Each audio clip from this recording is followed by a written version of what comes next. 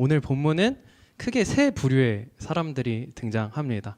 먼저는 편지를 쓰고 있는 바울, 그리고 편지를 받는 디모데, 그리고 15절에 보면 부겔로와 허모게네를 포함한 아시아 사람들 이렇게 등장하고 있습니다.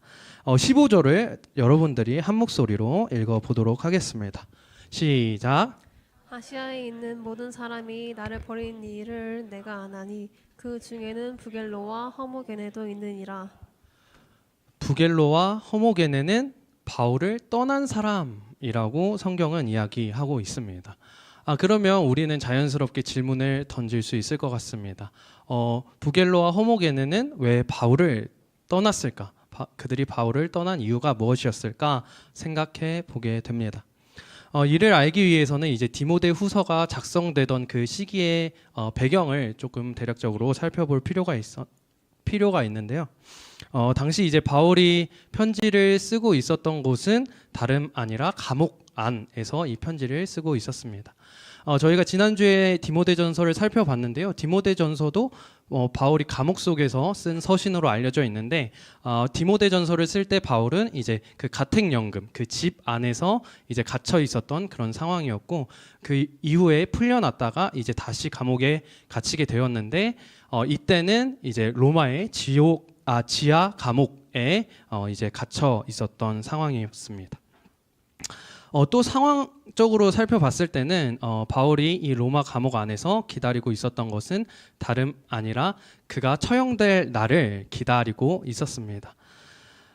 정리하면 이제 죽음을 당장 목전에 둔 상황이었다라고 생각해 볼 수 있습니다. 이런 상황 가운데에서 바울과 친밀하다는 것도 바울을 후원하고 바울과 함께 뜻을 같이 한다라는 것은 도움이 안 되는 일이었을 뿐만 아니라 오히려 그들에게 그 바울과 뜻을 같이 한다는 그들에게 오히려 해로울 수 있는 위협이 되는 그런 일이었기 때문에 이 부겔로와 허모게네는 바울을 떠났다라고 이야기하고 있습니다. 그야말로 상황이 아주 풍전등화의 상황이었습니다. 바람 앞에 등불인 그 위태로운 상황이었다라는 것이죠. 아주 어둡고 분위기가 굉장히 암울합니다. 바울이 일평생 전했던 그 복음과 지금 바울이 처해 있는 상황은 도무지 이제 매치가 안 되는 어울리지 않는 그런 상황이었던 것입니다. 그래서 앞서 이야기했던 것처럼 부겔로와 허모게네는 그리고 그들을 비롯한 아시아의 모든 사람들은 바울을 떠났습니다. 그들을 둘러싼 상황과 환경이 또 그들이 내다보는 그 전망이 굉장히 어두웠기 때문입니다. 말씀을 쭉 묵상하면서 발견되는 게 하나 있었습니다. 말씀을 이제 주일 설교를 준비하면서 말씀을 묵상하면서 깨닫게 된 것, 또 발견하게 된 것은 이것은 비단 부겔로와 허모게네만의 문제는 아니라는 것입니다. 종교개혁자 중에 칼빈이라는 사람이 있는데요. 칼빈이 이렇게 이야기합니다. 우리는 다른 이들의 연약함과 죄를 바라보면서 우리 스스로를 발견할 수 있어야 한다라고 이야기합니다. 부겔로와 허모게네의 연약함 속에서 다름 아니라 우리의 신앙, 저와 여러분의 신앙도 발견될 수 있다라는 것이죠. 사실 우리도 이들과 같이 우리가 예측했던 상황 또 우리가 기대했던 그 전망과 다르게 우리 눈앞에 상황들이 펼쳐질 때에 굉장히 불안하게 됩니다. 불안함을 마주하게 되고 괜히 조바심이 나고 그것들로 인해서 믿음이 흔들리기도 합니다. 그래서 때때로 도망치거나 과도한 열심을 의식적으로 내곤 합니다. 문제를 아예 못 본 척하거나 불안이라는 것을 연료 삼아서 스스로를 계속 다그치는 것이죠. 예를 들면 이 말씀 묵상하면서 예를 하나 이렇게 좀 예시를 하나 떠올렸는데 어떤 거냐면 이제 그 시험 기간에 시험이 당장 내일이에요. 만약에 얘가 아닌가요? 어쨌든 시험이 만약에 죄송해요. 시험이 만약에 내일이에요. 근데 내가 공부하지 못한 미처 시험 범위로 인식하지 못한 시험 범위 50페이지가 딱 오늘 이제 내일 시험 봐야 되는데 오늘 발견하게 된 그 상황을 생각해 봅시다. 한 부류의 사람은 내가 이거 못 본 거 다 뜻이 있을 거야. 이거 어차피 내일 안 나와. 라는 그 마음을 가지고 그거를 그냥 못 본 척하고 다른 거 공부하던 거 열심히 하거나 아니면 이제 그거를 포기하지 않되 그거를 계속해서 열심히 공부하되 이제 그거에만 매여서 그 50페이지만 매여서 다른 공부들을 놓쳐버리는 그런 두 가지의 상황이 우리에게 있을 수 있다라는 것이죠. 회피 혹은 과도한 염려, 이 두 가지 모두 사실 우리에게 있어서 그다지 건강한 모습은 아닌 것 같습니다. 부겔로와 허모게네를 포함한 그 아시아 사람들은 딱 보인 반응이 회피였습니다. 그것을 도망친 것이죠. 그 문제 앞에서, 고난 앞에서 도망친 것이고, 또 다른 한 명의 등장인물이 더 있지 않습니까? 우리에게는 바로 디모데인데, 디모데는 어떤 사람이었냐면 우리가 지난주에도 살펴봤듯이 어렸을 때부터 계속해서 신앙을 잘 쌓아왔던 그런 사람이었습니다. 그런데 이렇게 신앙을 잘 쌓아온 디모데에게도 하나의 위험이 도사리고 있습니다. 뭐예요? 우리가 이야기했던 것처럼 그 문제에 매여서 계속해서 바울이 이제 얼마 뒤면 죽게 될 텐데 바울이 이 세상을 떠나면 남겨진 성도들을 내가 어떻게 잘 목양하지? 이런 불안감이 디모데에게 있었을 것입니다. 이런 맥락에서 오늘 이런 배경을 가지고 이 디모데 후서를 바울이 쓰기 시작합니다. 8절을 여러분들이 한번 같이 읽어보도록 하겠습니다. 8절 한번 같이 읽어보도록 하겠습니다. 시작. 그러므로 너는 내가 우리 주를 증언한가 또는 주를 위하여 갇힌 자 된 나를 부끄러워하지 말고 오직 하나님의 능력을 따라 부흥과 함께 고난을 받으라. 아멘. 아멘. 네, 바울의 권면은 확고합니다. 바울의 그 권면은 네 앞에 놓인 그 고난, 그걸 인정하고 이제 받아들이라고 이야기를 합니다. 지금 네 앞에 놓인 상황, 그거 고난 맞아. 고난 맞고 결코 쉬운 상황이 아니다. 그래서 지금 조바심이 생길 수도 있고 또 불안할 수도 있는데 그래도 그것을 너는 기꺼이 받으라라고 이야기를 합니다.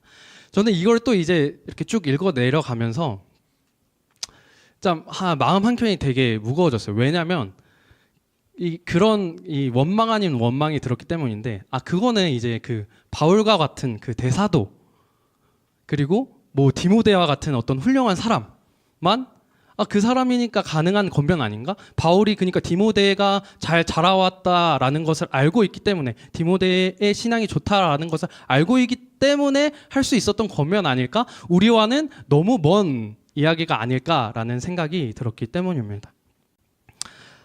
그런데 하나님께서는 그렇게 아무런 대안 없이 우리에게 그저 그냥 버텨라 라고만 이야기하지 않습니다. 오늘 말씀을 통해서 고난을 기꺼이 감당할 수 있는 그 방법을 우리가 세 가지로 좀 나눠서 함께 살펴보려고 합니다. 네, 첫 번째로는 바로 살펴보려고 하는데요. 첫 번째로는 우리를 부르신 분을 기억하는 것입니다. 9절을 한번 읽어볼 텐데요. 이번에도 여러분이 한 목소리로 읽어보도록 하겠습니다. 시작. 하나님이 우리를 구원하사 거룩하신 소명으로 부르심은 우리의 행위대로 하심이 아니요 오직 자기의 뜻과 영원 전부터 그리스도 예수 안에서 우리에게 있는 은혜로 하심이라. 아멘. 요 본문을 제가 가장 좋아하는 그 본문이기도 한데요. 이 문장에서는 그 주어가 제일 중요합니다. 주어가 전체 문장에 뒤따라오는 전체 문장의 내용에 전제가 되어주기 때문인데요. 주어가 뭐냐면 가장 이렇게 먼저 나와 있듯이 하나님이라는 게 주어로 등장하고 있습니다. 하나님이 이 전체 문장의 주어입니다. 다시 말하면 우리의 부르심에 있어서 그 전제가 우리에게 있는 것이 아니라 하나님께 있다라고 바울은 이야기하고 있는 것입니다. 다시 말하면 우리의 삶의 주인, 우리의 상황을 주관하시는 분이 지금 우리 앞에 놓여진 상황들 그리고 그것을 바라보는 우리의 전망에 있는 것이 아니라 살아계신 하나님께서 이 모든 상황을 주관하고 계시다. 그 안에서 하나님이 우리를 그 가운데서 소명으로 복음 전하는 자로 우리를 불러주셨다라는 것을 바울이 이야기하고 있는 것입니다. 앞서 이야기했듯이 디모데 입장에서는 바울이 얼마 뒤면 정말 이 세상을 완전히 떠날 것, 그리고 남겨진 성도들과 또 복음을 이제 전하는 데 있어서 여러 어려움들이 문제처럼 여러 진짜 걱정이라는 이름으로 그 앞에 디모데 앞에 다가왔을 것입니다. 이에 대해서 바울이 가장 먼저 한 권면은 그 상황이 아니라 하나님을 기억하라는 것입니다. 부르신 하나님을 기억하라는 것입니다. 상황적으로 봤을 땐 두려움과 불안이 당연하고 오히려 자연스러운 상황입니다. 그러나 그리스도인은 상황의 메인 사람들이 아니라는 것을 기억해야 합니다. 삶의 주인을 하나님이라고 고백하는 것이 바로 우리 그리스도인들이고, 또 세상에 대한 전망이 암울할 때 이 땅만 보면서 살아가는 것이 아니라 눈을 들어서 하나님을 바라볼 수 있는 것이 바로 그리스도인이기 때문입니다. 그렇기 때문에 우리가 이 전제를 가지고 살아계신 하나님이 나를 부르셨고 나를 인도하시고 그리고 끝날까지 나를 계속해서 보호해 가실 것이다 라는 이 사실을 기억할 때 우리는 그 고난 앞에서 비로소 정말 담대할 수 있다라는 것이죠. 바울은 염려가 클 디모데에게 이 사실을 가장 먼저 일깨워 줍니다. 너를 보호하시는 분이 계시고 너를 인도하시는 분이 계시다. 그러니까 삶의 전제가 상황이 아니라 하나님이 되어야 한다라고 이야기하고 있는 것입니다. 그런가 하면 두 번째 고난을 기꺼이 감당할 수 있는 방법은 복음을 통해 썩지 않을 영원한 지향점을 바라보라라는 것입니다. 10절을 한번 읽어보도록 할 텐데요. 이번에도 여러분이 한 목소리로 힘있게 읽어주시면 감사하겠습니다. 시작. 이제는 우리 구주 그리스도 예수의 나타나심을 말미암아 나타났으니 그는 사망을 패하시고 복음으로써 생명과 썩지 아니할 것을 드러내신지라. 아멘. 바울은 이야기합니다. 사망이 패했다고 선언하고 있습니다. 쉽게 말해서 인생의 종점이 바뀐 것입니다. 우리가 원래 가던 길 그 끝에는 죽음이 있을 것이다 라고 생각을 하고, 어떻게 보면 그 죽음에 대한 막연한 두려움들 때문에 우리가 삶을 살아가면서 다양한 어떤 그 피할 길을 이렇게 추구하고 또 그것을 찾아 나가는 게 사실 우리의 삶인데, 하나님께서는 우리의 삶의 끝, 그 종착점에 죽음이 아니라 부활이 있고 영원한 생명이 있다라는 것을 보여주셨다. 그리스도를 통해서 보여주셨다라는 것입니다. 예를 들어서 약간 좀 이런 겁니다. 이제 추석이어서 만약에 제가 이제 저는 남양주에 살고 있지만 제가 만약에 부산을 가야 된다라고 생각을 해봤을 때 KTX를 타고 이제 서울에서 이제 부산을 쭉 내려가려고 하는데, 딱 도착해 보니까 나는 부산을 가야지 하고 이렇게 딱 갔는데 도착해 보니까 울산인 거예요. 종착지가. 만약에 약간 예를 들어서 그랬다고 한다면, 그러니까 이게 그 종착지가 분명히 바뀌었는데 이 종착지가 바뀐 거는 내가 표를 잘못 샀거나 내가 길을 잘못 들어서가 아니라 그 노선 자체가, 우리가 가는 그 기차가 달리는 노선 자체가 완전히 달라졌다 라는 것이죠. 오히려 예화가 조금 더 복잡해진 것 같기도 한데, 예. 네.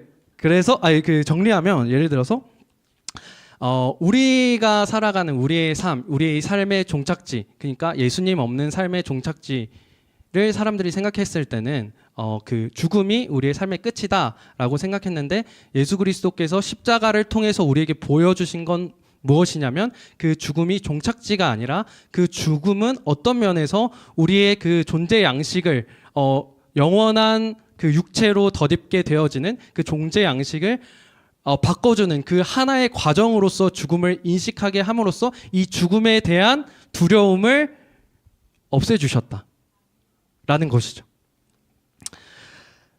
그래서 우리가 이 땅 가운데 살아갈 때에 마주하는 고난과 어려움들이 있을 때에 그것에 매이지 않을 수 있게 됩니다. 왜냐하면 우리의 종착지는 이 세상의 죽음이 아니라 영원한 생명에, 예수 그리스도 안에서의 영원한 생명에 있기 때문입니다. 그래서 고난을 기꺼이 수납할 수 있고 우리에게 약속된 이 지향점을 향해 계속해서 걸어갈 수 있다라는 것이죠. 이 복음의 말씀, 바울을 살리고 또 디모데를 살리고 그리고 오늘날 우리를 살리는 이 복음의 말씀이 저와 여러분에게도 여전히 유효하게 또 선명하게 마음에 남기를 간절히 소망합니다.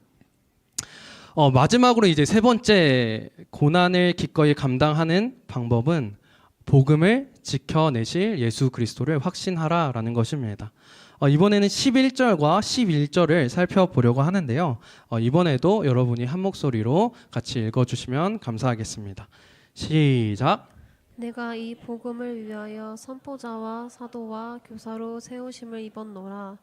이로 말미암아 내가 또 이 고난을 받되 부끄러워하지 아니함은 내가 믿는 자를 내가 알고 또한 내가 의탁한 것을 그날까지 그가 능히 지키실 줄을 확신함이라. 아멘. 아멘. 네, 여기서 저희가 이렇게 빨간 표시로 했듯이 가장 중요한 것은 그가 능히 지키실 줄을 확신함이라 이 부분입니다. 오늘 말씀 전체에서의 핵심이 되는 구절인데요.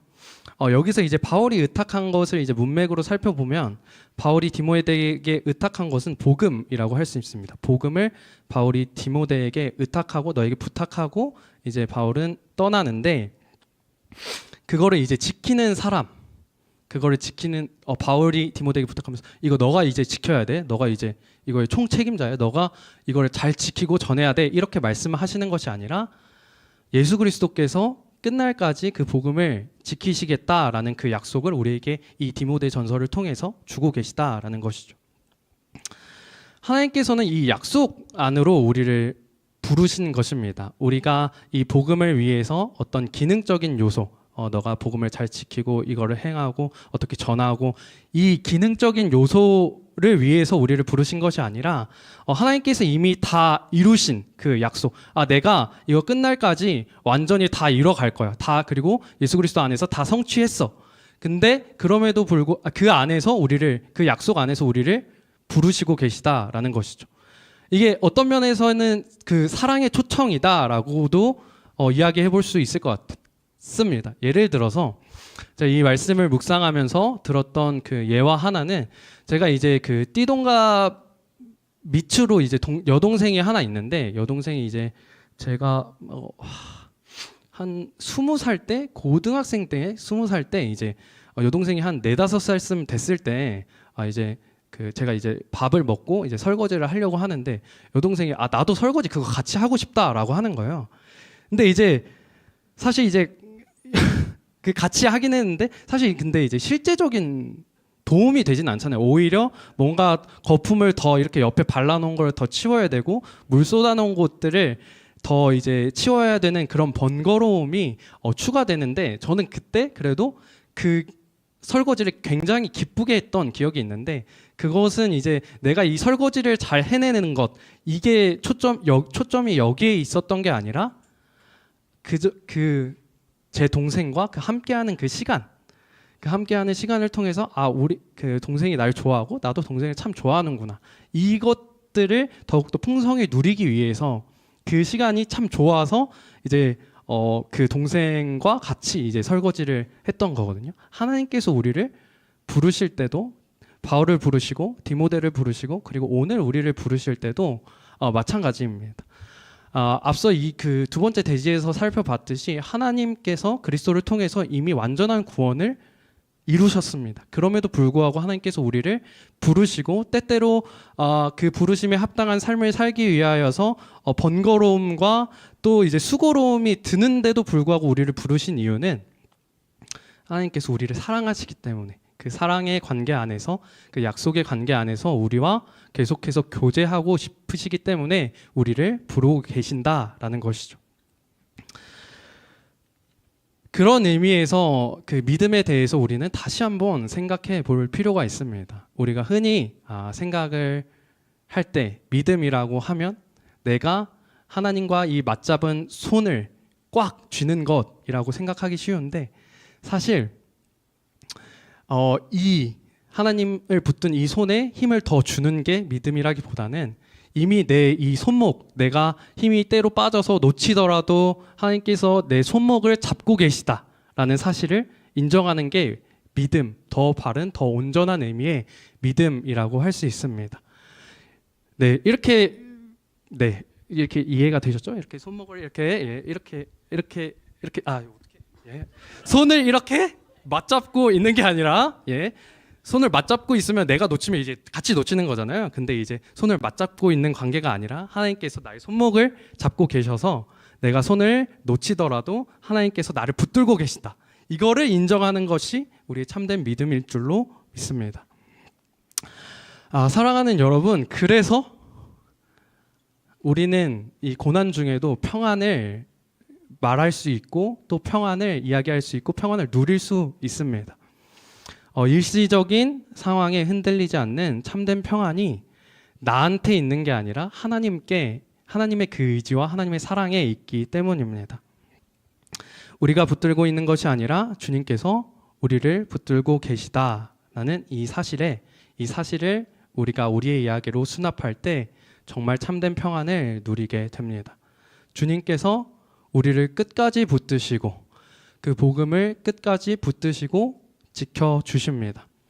이것이 죽음을 앞둔 바울이 했던 고백이고 또 믿음의 여정을 바울 없이 치열하게 싸워 나가야 할 디모데가 그 사역의 모든 과정 가운데에 해야 했었던 고백이고 그리고 오늘날 우리도 동일하게 주님 앞에서 해야 할 고백입니다. 그가 능히 지키실 줄을 확신하노라. 이 고백이 우리의 고백이 될 때 우리는 고난 앞에서 진정한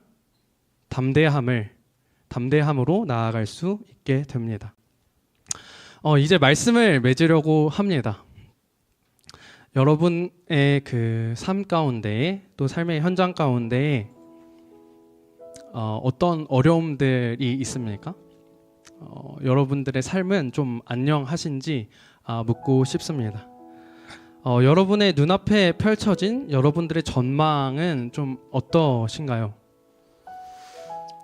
때로는 또 안녕하고 평안하고 또 때로는 정말 장밋빛 같은 전망이 눈앞에 펼쳐지는 순간이 있을 수도 있지만 또 그것과 반대로 오늘 바울처럼 또 디모데처럼 도무지 소망이 보이지 않는 빛이 보이지 않는 그 길을 지나가시는 순간도 여러분들의 삶 가운데 있을 수 있습니다. 그렇게 우리는 삶을 살아가면서 참 다양한 삶의 순간들을 마주하면서 나아갈 텐데요. 그 가운데에서 우리가 분명하게 기억해야 할 사실은 하나님께서 우리를 붙들고 계시다라는 사실입니다. 하나님께서 우리의 주인 되어 주신다라는 사실입니다. 그 약속 안에서 우리를 부르시고 붙드시고 끝날까지 우리를 지켜가실 그 주님을 우리가 더욱더 깊이 의지했으면 좋겠습니다. 그럴 때 우리는 당장 우리 눈앞에 놓인 그 문제 자체에 매이지 않을 수 있게 됩니다. 그것에 깊이 빠지게 되지 않을 수 있습니다. 사실 생각해보면 우리가 되게 걱정하는 것들은 우리의 시야가 너무나도 좁아져서 생길 때가 너무나도 많은 것 같습니다. 내 눈앞에 있는 당장의 이 결과가 전부일 것 같고 그리고 내가 받는 오늘의 이 성적표가 나의 최종 삶의 성적표가 될지 모른다는 그 불안이 우리의 시야를 더욱더 좁게 만들고 우리를 더욱더 그 문제에 빠지게 만든다라는 것이죠. 사랑하는 여러분, 하나님을 더욱더 우리가 신뢰하길 원합니다. 우리의 생각과 우리의 전망과 우리가 바라보는 어떤 그 시야보다 더 크신 하나님을 우리가 소망하길 원합니다. 이 소망에 잇대어진 하루하루를 살아가는 저와 여러분 되길 간절히 소망합니다. 이제 함께 찬양함으로 나아갈 텐데요. 내 삶은 주의 것이라는 찬양입니다. 가사가 이렇습니다. 주님 내 길을 잘 아시고 내 걸음 아시네. 어둠에서 빛을 내시는 그분을 믿네. 무엇으로 주를 섬길지 어디로 가야 할지 헤매이는 나를 아시고 길을 여시네. 내 삶은 주의 것, 내 삶은 주의 것, 온전한 신뢰를 주께 드리네. 이 고백이 우리의 고백이 되길 원하며 우리 같이 찬양함으로 나아가도록 하겠습니다.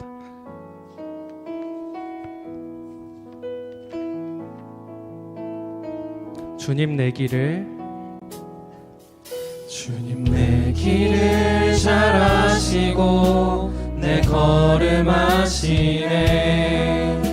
어둠에서 빛을 내시는 그분을 믿네. 무엇으로 주를 섬길지 어디로 가야 할지 헤매이는 나를 아시고 길을 여시네. 내 삶은 주의 것, 내 삶은 주의 것, 내 삶은 주의 것, 온전한 신뢰를 주께 드리네.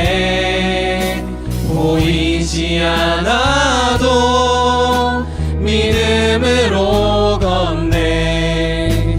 주 영광 바라보며 주님 내 길을 잘 아시고 다시 처음으로 찬양하겠습니다. 주님 내 길을 잘 아시고 내 걸음 아시네. 어둠에서 빛을 내시는 그분을 믿네. 무엇으로 주를 섬길지 어디로 가야 할지 헤매이는 나를 아시고 길을 여시네. 내 삶은 주의 것, 내 삶은 주의 것, 내 삶은 주의 것, 온전한 신뢰를 주께 드리네. 보이지 않아도 믿음으로 걷네. 주 영광 바라보며 주만 따르네. 좁은 길을 따르라, 좁은 길을 따르라. 승리의 주 영원한 생명 되시네. 고난 중에 순종을 배워가며 너의 모든 삶 맡겨드리라. 내 삶은 주의 것, 내 삶은 주의 것, 내 삶은 주의 것, 온전한 신뢰를 주께 드리네. 보이지 않아도 믿음으로 걷네. 주 영광 바라보며 주만 따르네. 저희 이제 같이 기도할 텐데요. 사실 우리가 살펴봤던 것처럼 이 믿음이라는 것은 하나님을 붙드는 내 손에 힘을 더욱 세게 쥐는 것이 아니라 이미 우리의 손목을 붙들고 계신 하나님을 인정하는 것입니다. 특별 새벽 기도회 때 이제 담임 목사님께서 나눠주셨던 한 시가 있는데요. 내 삶의 가장 힘든 순간에 두 사람의 발자국이 한 사람의 발자국으로 바뀐 이유는 그 가장 힘든 그 순간에 하나님께서 우리를 업고 계셨기 때문이라는 내용이었습니다. 여기서 바로 이 하나님의 업고 계심을 아는 것, 이 하나님의 업고 계심을 인정하는 것, 그래서 그분을 더욱더 신뢰하는 것, 이게 바로 우리가 품어야 할, 우리가 품을 수밖에 없는 믿음입니다.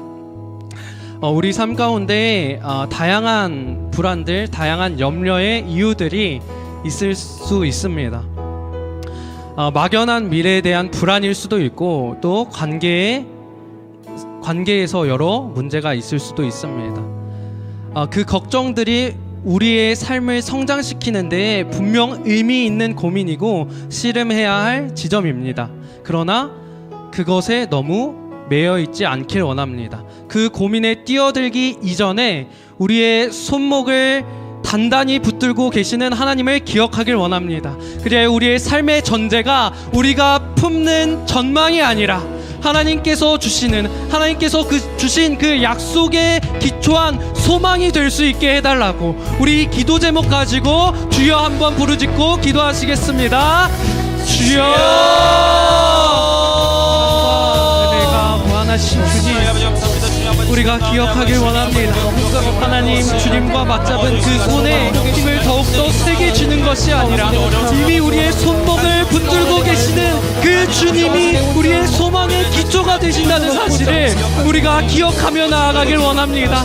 그것을 우리의 이야기, 나의 이야기로 접목하여 우리가 세상을 바라볼 때에, 우리의 삶의 문제들을 직면할 때에 그 문제에 매이는 것이 아니라 그 문제보다 크신 하나님, 그 문제에도 불구하고 우리를 붙들고 계신 그 하나님을 바라볼 수 있는 그 믿음이, 굳건한 주님에 대한 신뢰가 하나님 우리의 마음 가운데에, 하나님 우리의 인식 가운데에, 우리의 판단 가운데에 기초가 되어질 수 있도록, 전제가 되어질 수 있도록 주님 인도하여 주시고 우리의 마음을 그렇게 주장하여 주시옵소서. 사랑하는 주님, 주님을 그렇게 신뢰하며 우리가 나아갈 때에 하나님과 함께하기에 하나님 어떤 시련과 고난도 기꺼이 감당하겠습니다 하는 이 놀라운 고백이, 이 주님이 전제되지 않고는 감히 할 수 없었던 고백이 일어나게 되어지는 그 귀한 역사가 우리의 삶 가운데에서 경험되어지기를 소원합니다. 깨칠 수 있도록 주님 도와주시옵소서. 아버지, 그로 인하여 나에게 주시옵소서. 함께하여 주옵소서.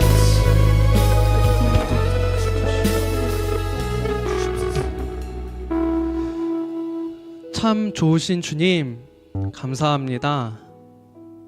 우리의 어떤 조건과 능력이 아니라 우리가 얼마나 주님을 강하게 붙들고 있는지가 아니라 아무런 조건도 없이 주님께서 그저 우리에게 먼저 사랑으로 다가오시니 너무나도 감사합니다. 우리가 인생길 가운데에 고난을 만날 때, 또 어려움을 만날 때 하나님, 우리의 손목을 붙들고 계시는 이 주님을 기억하길 원합니다. 그리하여 때때로 우리가 넘어지고 또 주님의 손을 놓쳤다 생각하는 그 순간에도 주님께서 신실히 우리의 손목을 붙들고 계시다는 사실을 기억함으로 다시 일어나게 하시고 다시 주님 안에서 주님의 놀라운 사랑을 누림으로 나아가는 우리 귀한 고등부 공동체가 되어질 수 있도록 주님 인도하여 주시고 붙잡아 주시옵소서. 우리의 구원자 되신 예수 그리스도의 이름으로 기도드렸습니다.